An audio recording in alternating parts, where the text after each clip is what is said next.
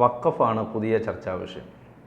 വഖഫ് board നമ്മൾ കേട്ടിട്ടുണ്ട്, വഖഫ് board എന്ന് കേട്ടിട്ടുണ്ട്. പക്ഷേ ആളുകൾക്ക് ഇതിനെക്കുറിച്ചൊരു ധാരണ ഉണ്ടായിരുന്നില്ല. എന്താണ് വഖഫ് ബോർഡ്, എന്താണ് അല്ലെങ്കിൽ വഖഫ് ബോർഡ് ചെയ്യുന്നത്? ഈ അടുത്ത് മുനമ്പത്ത് ഇത്തരത്തിലൊരു വിഷയം വരുന്നു, അവിടെ നാട്ടുകാർ പ്രക്ഷോഭത്തിലിറങ്ങുന്നു, സമരം തുടങ്ങുന്നു. അങ്ങനെയൊക്കെ വന്നപ്പോഴാണ് ഇവരുടെ ഭൂമിയൊക്കെ നഷ്ടപ്പെട്ടു തുടങ്ങിയിരിക്കുന്നു, ലോൺ എടുക്കാൻ പറ്റുന്നില്ല, കരമടയ്ക്കാൻ പറ്റുന്നില്ല എന്നൊക്കെ വന്നു തുടങ്ങുമ്പോഴാണ് നമുക്ക് മനസ്സിലാകുന്നത് ഇത് അപകടകരമായ എന്തോ ഒരു സംഗതിയാണ് വഖഫ് എന്ന് പറയുന്നത്. എന്തുകൊണ്ടാണ് ഈ വഖഫിന് ഇങ്ങനെ ചെയ്യാനുള്ള ഒരു അധികാരം നമ്മുടെ രാജ്യത്ത്? അതായത് എല്ലാ നിയമവ്യവസ്ഥകളെയും വെല്ലുവിളിച്ചുകൊണ്ട്. തീർച്ചയായും നമുക്കിപ്പോൾ വഖഫിനെതിരെ കേസ് കൊടുക്കണമെന്നുണ്ടെങ്കിൽ പോലും നമ്മുടെ നിയമ സംവിധാനം അനുസരിച്ച് നമുക്ക് കൊടുക്കാൻ പറ്റില്ല. അപ്പോൾ അത്തരത്തിൽ എന്തുകൊണ്ട് ആ ഒരു പ്രത്യേക സാമ്രാജ്യം പോലെ വഖഫ് ബോർഡ് ഇങ്ങനെ നിലനിൽക്കുന്നു? തീർച്ചയായും പ്രസക്തമായിട്ടൊരു ചോദ്യമാണ് ജോൺ. അതോടൊപ്പം തന്നെ നമ്മൾ പറയണമെന്ന് വെച്ച് കഴിഞ്ഞാൽ തീർച്ചയായും വഖഫ് എന്താണെന്ന് പൊതുജനങ്ങൾക്ക് ഇത്രയും നാൾക്ക് ഈ ഒരു പ്രശ്നം ഉണ്ടാവുന്നത് വരെ വഖഫ് ഇത് ചെയ്തു വരും. വഖഫ് എന്ന് പറയുമ്പം ജനാധിപത്യ ഇന്ത്യ അല്ലെങ്കിൽ എന്തൊരു ജനാധിപത്യ രാജ്യത്തിലെ ഏറ്റവും മോശമായിട്ടുള്ള, അതായത് സാധാരണ മനുഷ്യർക്ക് ജീവിക്കാനുള്ള ഒരു അവകാശത്തിന്മേലുള്ള മതത്തിൻ്റെ കടന്നുകയറ്റം. അതാണ് ചുരുക്കത്തിൽ പറഞ്ഞാൽ ഈ വഖഫ് ബോർഡ്. ശരിക്കും ആലോചിച്ച് നോക്കും, ഞാനൊക്കെ വഖഫ് ബോർഡ് എന്ന് ആദ്യം കേൾക്കുമ്പോൾ വിചാരിച്ചത് മറ്റൊരു ദേവസ്വം ബോർഡ് പോലെ ഒരു മതസംവിധാനത്തിൻ്റെ ഇതിനപ്പുറം നമ്മൾ ചിന്തിക്കുന്നില്ല. പക്ഷേ ഈ മുനമ്പം വിഷയം വന്ന് ഞാൻ ആലോചിക്കുന്നത് ഇത്രയും ഒരു, അതിൽ തന്നെ നമുക്കറിയാം ഈ ഒരു വഖഫ് ബോർഡിൽ തന്നെ ഒരു സെക്ഷൻ 40 ഏറ്റവും വില്ലനായിട്ട് നിൽക്കുന്ന ഒരു സംഭവം. അതായത് എത്രയോ വർഷങ്ങൾക്ക് മുമ്പ് നമ്മുടെ പിതാമഹന്മാർക്കുള്ള ഭൂമി വഖഫിൽ ഉണ്ടായിരുന്നിട്ട് പിന്നീട് നമ്മൾ വിലയാധാരം കൊടുത്താണെങ്കിൽ കൂടി, നമ്മുടെ സ്വന്തം ഭൂമിയാണെന്ന് വെച്ചിട്ടുണ്ടെങ്കിൽ കൂടി വഖഫ് ബോർഡിന് അത് ഞങ്ങളുടെ വഖഫിന് പണ്ട് വളരെ വളരെ വർഷങ്ങൾക്ക് മുമ്പ് അല്ലെങ്കിൽ 100 വർഷങ്ങൾക്കോ അതിനു മുമ്പ് വഖഫിനുള്ളതായിരുന്നു എന്ന് കാണിച്ചു കഴിഞ്ഞാൽ തീർച്ചയായിട്ടും നമ്മുടെ ഭൂമി അവർക്ക് എടുക്കാൻ പറ്റുന്ന ഒരു സിറ്റുവേഷൻ. അതാണ് ആ ഒരു സെക്ഷൻ 40 കൊടുത്ത്. അത് ശരിക്കും ആലോചിച്ച് നോക്കുക. അതിൽ പറയേണ്ട മറ്റൊരു കാര്യമുണ്ട്. ശരിക്കും വോട്ട് ബാങ്ക് രാഷ്ട്രീയം, നമ്മുടെ രാജ്യം മതേതരത്വമാണല്ലേ, പക്ഷേ ഈ മതേതരത്തിനെ ശരിക്കും പറഞ്ഞാൽ മതേതരത്തിനെ വ്യഭിചരിച്ചിട്ടുള്ളൊരു സിസ്റ്റമായിരുന്നു നമ്മുടെ രാഷ്ട്രീയം നമ്മൾ പറയേണ്ടി വരും. നമുക്ക് അന്നേരം ഇപ്പം ഞാനൊക്കെ തന്നെ ഒരു കോൺഗ്രസ് വിശ്വാസം അല്ലെങ്കിൽ അനുഭവം ഒക്കെ പുലർത്തുന്ന ഒരാളാണ്. പക്ഷേ ഈ വഖഫ് ഇതുമായിട്ട് ബന്ധപ്പെട്ടിട്ട് പറയട്ടെ, കോൺഗ്രസ് ചെയ്ത ഏറ്റവും കിരാതമായിട്ടുള്ളൊരു സംഭവം തന്നെയാണ് കേവലം വോട്ട് ബാങ്കിന് വേണ്ടി. ആരൊക്കെയോ നമ്മുടെ ആലോചിച്ച് നോക്കുക, നമ്മുടെ ഒരു സെക്യുലറിസം എന്ന് പറയുമ്പോൾ ഒരുപാട് മാനങ്ങളുള്ളൊരു പദമാണ്. പക്ഷേ ഇന്ത്യയിൽ സെക്യുലറിസം എന്ന് പറഞ്ഞു കഴിഞ്ഞാൽ മതപ്രീണനത്തിനപ്പുറം ഒരു പ്രത്യേക സമുദായത്തിന് മതം അവർക്ക് പ്രീണനം നൽകുന്നതിനപ്പുറം മറ്റൊന്നുമില്ലല്ലേ. ഭൂരിപക്ഷമായതുകൊണ്ട് തന്നെ ഒരു വിഭാഗത്തിന് ഒന്നുമില്ലാതെ നല്ല ഒരുപാട് കാര്യങ്ങൾക്ക് നമ്മൾ നോക്കി നിൽക്കേണ്ടി വരുന്നു. പക്ഷേ ന്യൂനപക്ഷം എന്ന് പറഞ്ഞൊരു റൈറ്റ് അത് വെച്ചിട്ട് അവർക്ക് മാത്രം എല്ലാത്തിനും, അതിൻ്റെ ഏറ്റവും വലിയൊരു ഇതല്ലേ വഖഫ്. അതിന് പിന്നീട് ചെയ്ത അമെൻമെന്റ്സ്, പിന്നീട് വന്നിട്ടുള്ള ഭേദഗതി, ആ ഭേദഗതിയാണ് അത് എനിക്ക് തോന്നുന്നു 95കളിലൊക്കെ ഉള്ള. പിന്നീട് 2-3 ഭേദഗതി വന്ന് അതിൽ ഈ സെക്ഷൻ 40 വന്നു കഴിഞ്ഞപ്പം മൊത്തത്തിൽ അതാണ്. അതുപോലെ വഖഫ് അവർ ബോർഡ് മിണ്ടാതിരിക്കുകയായിരുന്നു അല്ലേ.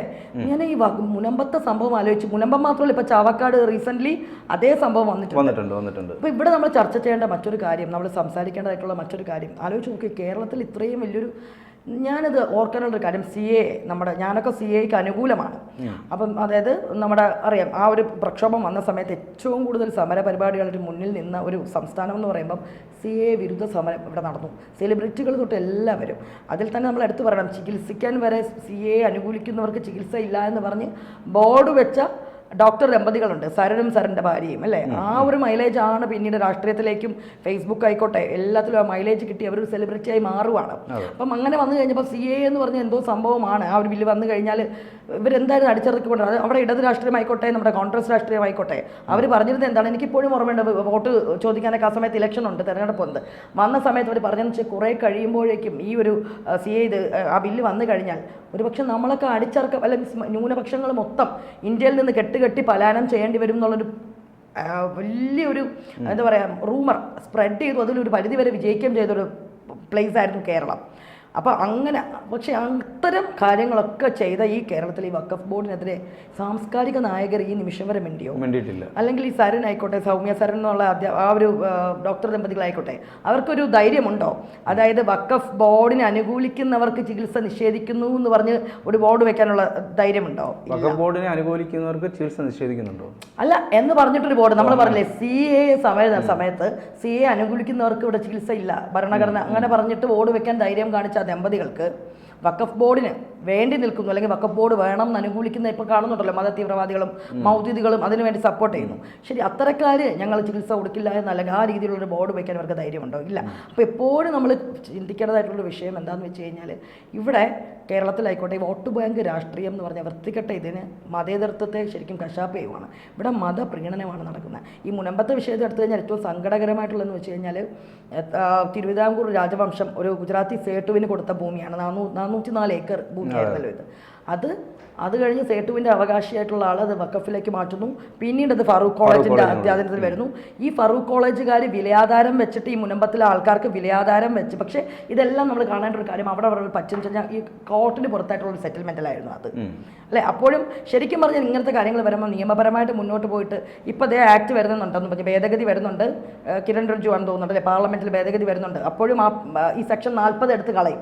സെക്ഷൻ 40 എടുത്ത് കളയുവാണെങ്കിൽ എല്ലാവർക്കും അവകാശമാണ്. മുനമ്പത്തെ ആൾക്കാർക്കെതിരെ ആയിട്ട് ഇനി വഖഫ് ബോർഡിന് റൈറ്റ് ഉണ്ടാവില്ല. പക്ഷേ എന്നിട്ട് പോലും ആ സെക്ഷൻ 40-നെതിരെ നിയമസഭയിൽ നമ്മുടെ കേരള നിയമസഭ എതിരെ നിൽക്കുവാണ്.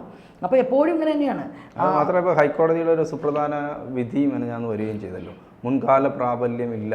അതെ, അപ്പോൾ ഇതിനു മുമ്പ് ആലോചിച്ചു, അവർ എഴുതിക്കൊടുത്ത വർക്ക് കോളേജിൽ എഴുതിക്കൊടുത്ത വിലയാധാരം വെച്ച് തലമുറകളായിട്ട് കിടന്ന ആൾക്കാർ ഒരു ദിവസം, അപ്പോൾ അതിന് നമ്മൾ അതുമായിട്ട് ബന്ധപ്പെട്ടിട്ടാണ് നിസാർ കമ്മിറ്റി റിപ്പോർട്ട് വന്നപ്പോഴും അവരല്ലേ പറഞ്ഞു ഈ വഖഫ് ബോർഡിന് റൈറ്റ് ഉണ്ട്. കാരണം കോടതിക്കും ഭരണഘടനയ്ക്കും ഒക്കെ ഒരു ബോർഡ്, അതായത് അവർ ഞങ്ങളുടേതാണെന്ന് പറഞ്ഞു കഴിഞ്ഞാൽ അവർക്ക് പോലും ചോദ്യം ചെയ്യാൻ പറ്റാത്ത. ഞാൻ വേറെ കാര്യം ചോദിക്കുന്നത്, നമ്മൾ പറയുമ്പോൾ ഈ ഭൂമിയൊക്കെ അങ്ങ് സ്വന്തമാക്കുകയാണ്, അത് മറ്റെന്തെങ്കിലും ലക്ഷ്യമോ ഗൂഢാലോചനയോ ഒക്കെ ഇതിൻ്റെ പിന്നിലുള്ള ഒരു വന്നിട്ട് പറയുകയാണ് ഇത് വഖഫിൻ്റേതാണെന്ന് പറഞ്ഞാൽ ഇത് വഖഫിൻ്റേതാണ്.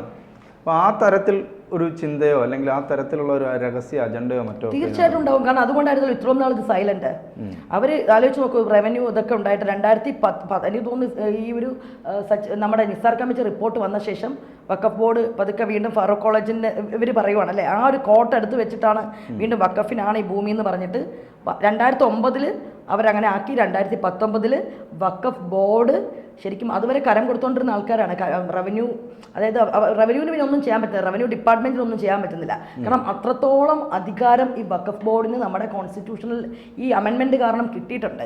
ചോദ്യം ചെയ്യാൻ പറ്റില്ല. പണ്ടത് വഖഫ് ഭൂമി ആയിരുന്നത് കൊണ്ട് തിരിച്ച് അവരിലേക്ക് തന്നെ പോകുന്നു എന്നുള്ള ഒരു നിയമം ആ ഒരു ആലോചിച്ച് നോക്കുക. അപ്പോൾ എത്രമാത്രം ഒരു ജനാധിപത്യത്തിനെ മുഖത്ത് നോക്കി വെല്ലുവിളിക്കുകയാണല്ലേ.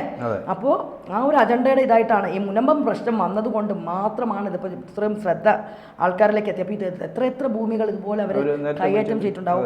അതിൻ്റെ ഒരു എക്സാമ്പിൾ പറയുവാണെങ്കിൽ നമ്മുടെ പാളയത്തുള്ള ഗണപതി ക്ഷേത്രം, ജോണിന് അറിയുമെന്നറിയില്ല, മറ്റൊരു രീതിയിലൊരു കടന്നേറ്റം തന്നെയായിരുന്നു അത്.